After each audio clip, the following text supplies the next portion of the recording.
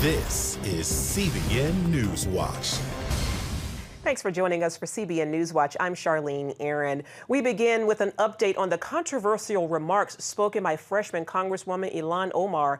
Members of her own party accused her of anti-Semitism. Today, House Speaker Nancy Pelosi addressed the issue. And our Mark Martin joins us now in the CBN newsroom with more. Mark? Charlene, Pelosi said that today the House will vote on a resolution condemning anti-Semitism, Islamophobia, white supremacy, and other forms of hate. But the resolution will not mention Omar by name. Omar's comments about Israel led to division among Democrats, but Pelosi says she does not believe the Democrat from Minnesota comprehended the full weight of the words or that some would consider them anti-Semitic. Here's the latest controversial statement that Omar made. A political influence in this country that says it is okay for people to push for allegiance to a foreign country. Omar was referring to lawmakers who support Israel, and that led to allegations of anti-Semitism by members of her own party. At a news conference today, Pelosi said she did not believe Omar's remarks were intended in any anti-Semitic way. She went on to say that if that's how it was interpreted, we have to remove all doubt. I understand how advocates come in with their enthusiasms, but when you cross that threshold into Congress, your words weigh much more than when you're shouting at somebody outside. And I feel confident that her words were not based on any anti-Semitic attitude, but that she didn't have a full appreciation of how they landed on other people, where these words have a history and a cultural impact that may have been unknown to her. Omar is a Muslim American whom the Associated Press reports has been a critic of Israel in the past and has apologized for her previous comments. But the AP went on to say that she has not apologized for the most recent remarks. And Charlene, the move to vote on a resolution today comes as Democratic leaders try to quickly fight off a challenge from the GOP on the issue. And Mark, I understand that another freshman congresswoman is also stirring up controversy. Yes, Michigan Congresswoman Rashida Tlaib announced she'll file a resolution to impeach President Donald Trump against the wishes of Pelosi. The Speaker and other Democratic leaders say it's too soon to talk impeachment. They want to wait and see what the House investigations into the president turn up. Charlene, back to you. Thanks, Mark. And Philip Klein is with the Washington Examiner and joins us now with more on what's happening within the Democratic Party with its newest members. Welcome, Philip. Hi. Now, first of all, let's start with efforts by freshman Rashida Tlaib for an impeachment resolution. What exactly does that mean, and will the party support it? I don't know. I think that Pelosi has been trying to hold off on impeachment because the thing is that polls show that even though President Trump is broadly unpopular, people don't want to go through impeachment. And she knows that if it gets into an impeachment type thing, it could backfire and hurt Democrats. But at the same time, there's a resurgent left that's driving a lot of her political decisions. And so certainly, given what we're seeing with Ilhan Omar and how she backed down on that, it seems unlikely that she'll be able to hold off the impeachment effort. Interesting. And I understand you've also written about Democrats normalizing anti-Semitism. Explain what you're talking about and your thoughts on the anti-hate resolution. Well, basically, Ilhan Omar has not just once, not just twice, but multiple times come out and said things that are virulently anti-Semitic. That, conjure up every sort of anti-Semitic stereotype that's been peddled against Jews for centuries, about Jews as sort of puppeteers, Jews as using their money to distort policy in nefarious ways, Jews not having allegiance to their own country. Various things that were always pushed by anti-Semites, the idea that Jews are always squeeze, undermining the country from within. She peddled all of those. And Democrats have rallied around her. You had the leading Democratic presidential candidates, Bernie Sanders, Kamala Harris, and Elizabeth Warren, all issuing statements, making excuses for her, trying to perpetuate the lie that she was merely talking about Israel and trying to criticize Israel policy or Benjamin Netanyahu. There was no mention of Netanyahu. There was no mention of Israeli policy. In her critiques, she was just critiquing Jews and Jewish influence. And today we had a press conference in which Nancy Pelosi made all sorts of excuses for Omar. She claimed she didn't understand truly the effect of her words, which is nonsense. They're going back to last year when Jewish leaders in Minnesota met with her to discuss anti-Semitism with her and anti-Semitic stereotypes and word choices, to earlier this year when she said that she didn't realize that an earlier tweet was anti-Semitic, to 3 weeks ago when she had to apologize. So clearly this is no accident. Philip, do you really quickly, do you think Democrats may be overplaying their power hand with these efforts heading into 2020? And is Nancy Pelosi's news conference today any indication of their tone and mindset? I think that there's a real risk here because Donald Trump is an unpopular president. However, in 2016, he won, even though a lot of people didn't like him because they didn't like Hillary Clinton. And so if Democrats could nominate somebody who's sort of normal and acceptable and mainstream, then a lot of people, independents, are going to be eager to vote for them. But if they embrace anti-Semitism, if they embrace socialism, socialized health care, saying that they're going to get rid of fossil fuels within a decade, all of the tens of trillions of dollars of spending, massive new taxes. If they embrace all of those, I think it could make Trump seem as the more sane choice, which was not something we would have expected. Thank you. Philip Klein with the Washington Examiner. Thanks for your insights. Thank you. Well, American support for Israel in its conflict with the Palestinians is the lowest it's been in a decade, according to a new Gallup poll. It found that 59% of Americans say they are more sympathetic towards Israel in the conflict. Those numbers show support for the Jewish state in the conflict dropping from 64% in 2018. That marks the lowest percentage favoring Israel since 2009.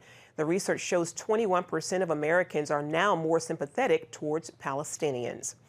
Some 7,000 people, mostly women and children, have fled the Islamic State's last bastion of territory in the past 2 days.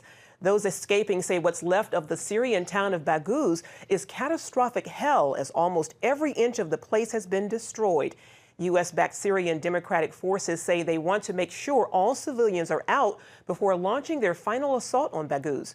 Some 400 ISIS fighters were captured earlier this week trying to escape ahead of the offensive. Thousands of civilians and families of ISIS militants were trapped inside Baghouz, where the militants were reportedly using them as human shields. CBN News contributing correspondent Chuck Holton joins us now. He was recently in Syria, right where the military was in a final push to rid the region of ISIS. Chuck, first, where do things stand in Syria with ISIS and with U.S. troop presence there? Well, so you have to understand that when you hear them say that this is the U.S.-backed coalition or the U.S.-led force that's fighting ISIS, the U.S. soldiers are not on the ground fighting ISIS directly. They're not in hand-to-hand combat with ISIS, or at least in a very, very limited sense. What we're doing is providing intelligence support. We're providing aerial support to the Syrian Democratic Forces, which are made up of Kurds that are doing the heavy lifting in the fighting there. And so the status is that the U.S. troops are observing and are assisting and advising those Syrian Democratic Forces as they clear out that final pocket of ISIS troops. Amazing. What did you see among the Syrian people? Well, there's a whole lot of misery and carnage and death and destruction going on over there as people are fleeing Baghouz, which is that last pocket of ISIS. They have concentrated so many civilians, thousands and thousands of civilians into that area to use as human shields. And so these people are escaping little by little, and now we're down to the final point where they're just wholesale leaving in their thousands. And so where the Free Burma Rangers and the humanitarian aid organizations there are helping them are maybe 1 kilometer away within sight of the battle. And they're coming out there, they're hurt, they're hungry, they're exhausted, they need medical care, and they're literally dying in droves every day out there. Wow, It's you terrible. mentioned the Free Burma Rangers. What are some of the things that you're seeing them do among the people? So the Free Burma Rangers is a great organization led by my friend Dave Eubank. He and I served together in the military, and they address that humanitarian gap that exists between the front line and the first area where there are humanitarian aid organizations or the UN or camps or something like that where they can get care. In this case, it's a 4-hour drive from the front line to the first refugee camp. And there's no medical care, there's no food, water, anything. It's just desert in between there.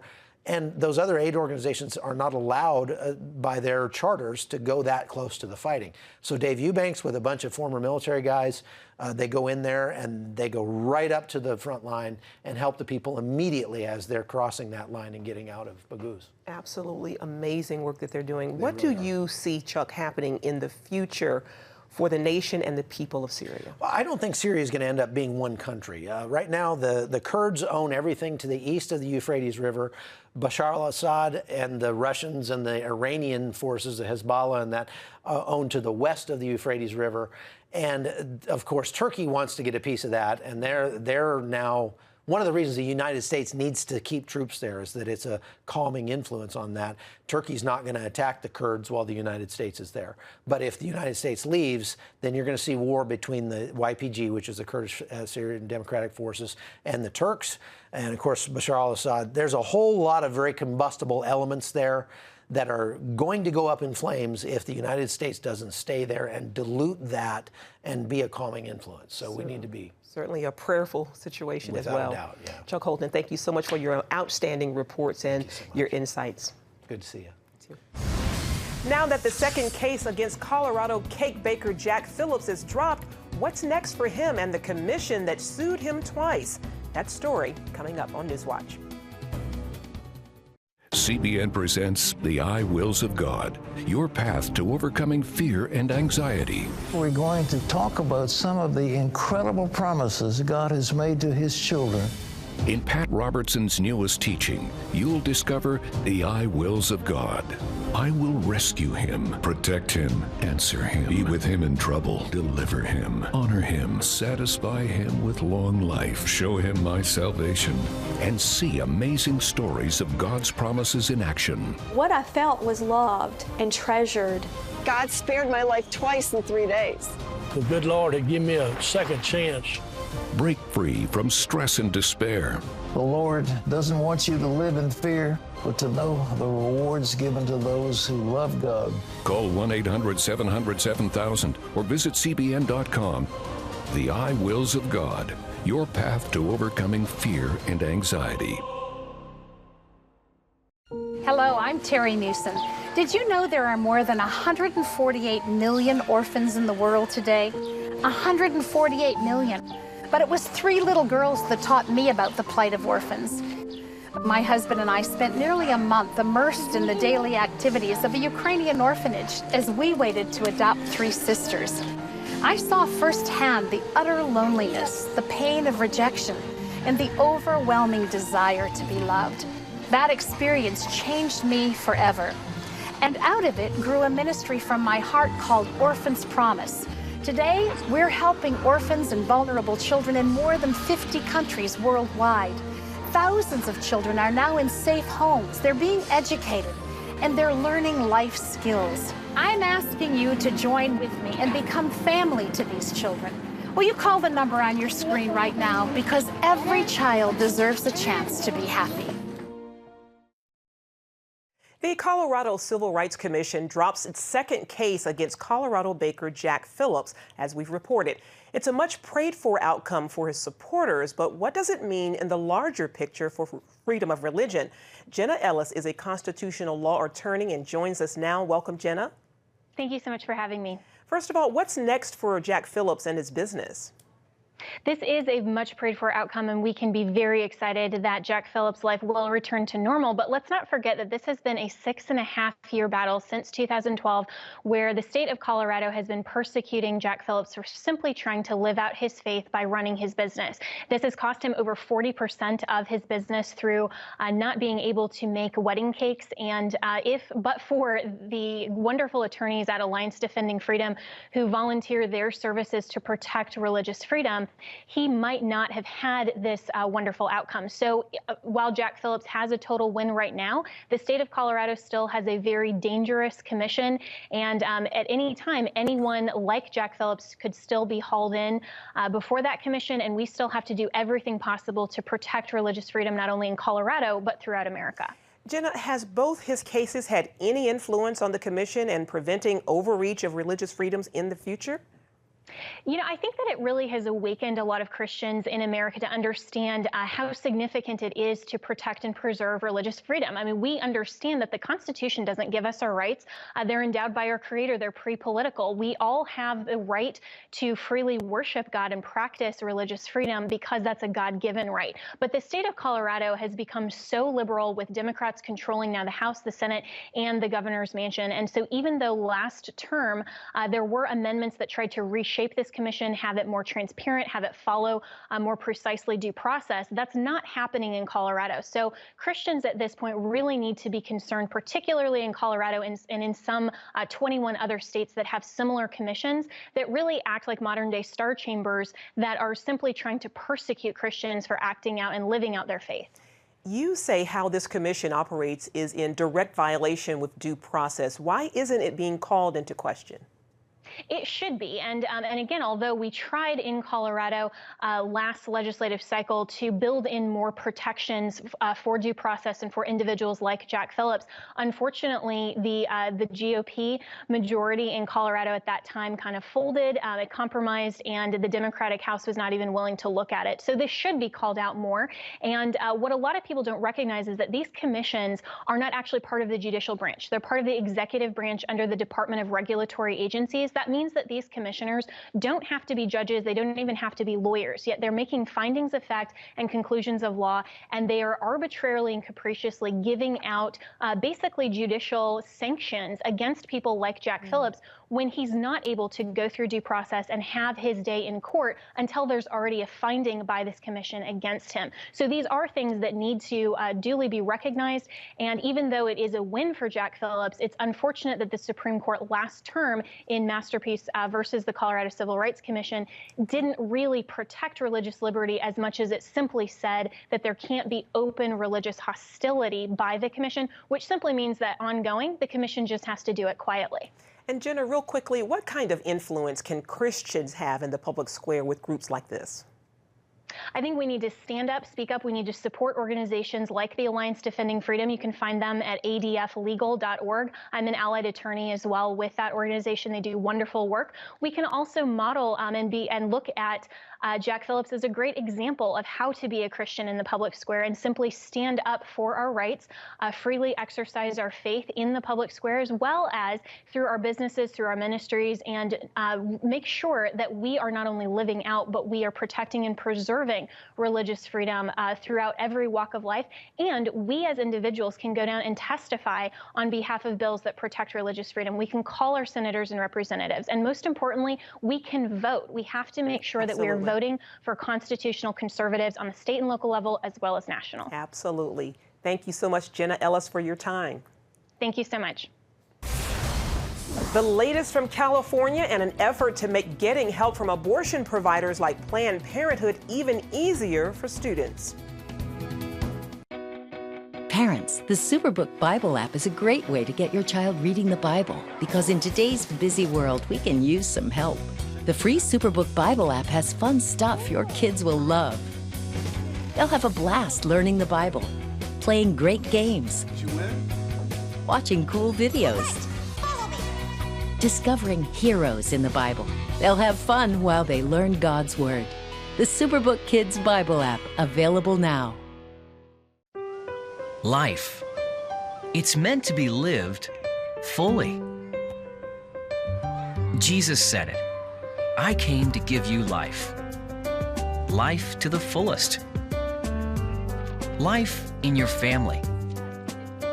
Life in your finances. Life in your body, mind, and spirit. Life in your everyday.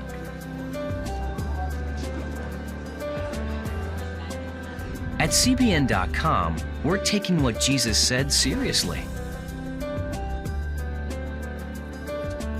We're here to help you discover life. Life. Live it fully. CBN.com.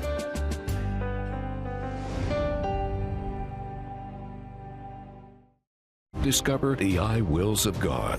I will rescue him, protect him, answer him, be with him in trouble, deliver him, honor him, satisfy him with long life, show him my salvation. What I felt was loved and treasured. God spared my life twice in 3 days. The good Lord had given me a second chance. Call 1-800-700-7000 or visit CBN.com. The I wills of God, the latest teaching from Pat Robertson.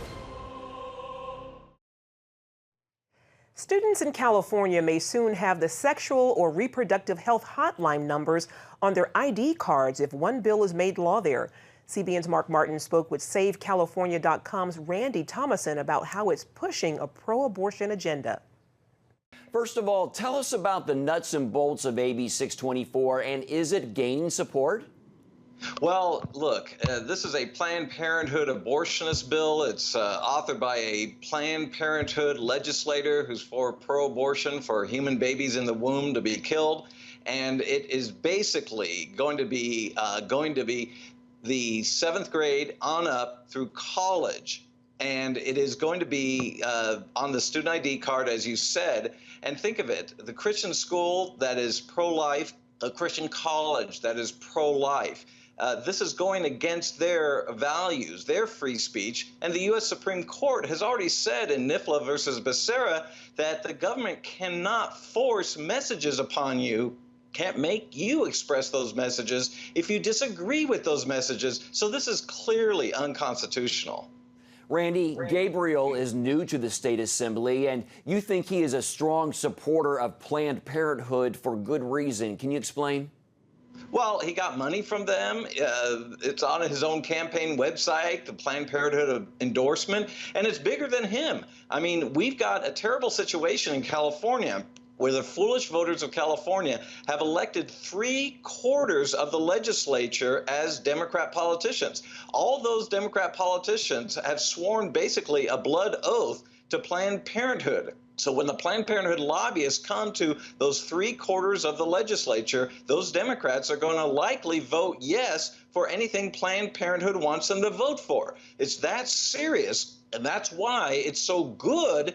The only good news here is that we have a U.S. Supreme Court ruling that says the government can't force messages upon you and make you speak them when you don't want to. Of course, that's what these student ID cards with the abortionist phone number on the back, that's what it would do. It would compel objectionable speech, especially when we're talking about pro-life schools, pro-life colleges. It's stepping over the line between church and state once again.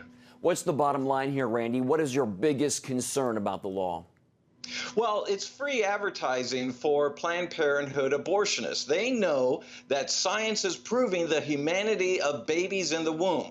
They know that young people are becoming more pro-life. They know that they're selling baby body parts for money has been exposed. So they want new customers, and they're trying to get them at the youngest ages from puberty on up. So this is terrible. It's basically going after young kids who are just young teenagers. And if there's a pregnant girl, there's no adoption option. It's ironic that the current law says there's a suicide hotline on the back of these student ID cards. So human life is sacred, no suicide. But now the Democrats want to say human life is not sacred, murder the baby, and of course no adoption option. So we've got a bloody agenda here that everybody who knows that human life is a basic right needs to stand up and speak out against and tell their friends about. All right, Randy Thomason with Save California. Thank you so much for your insights, sir. Thank you. Coming up, it's being called an absolute miracle. See how these young girls survived 2 days alone in a California forest with little food and water.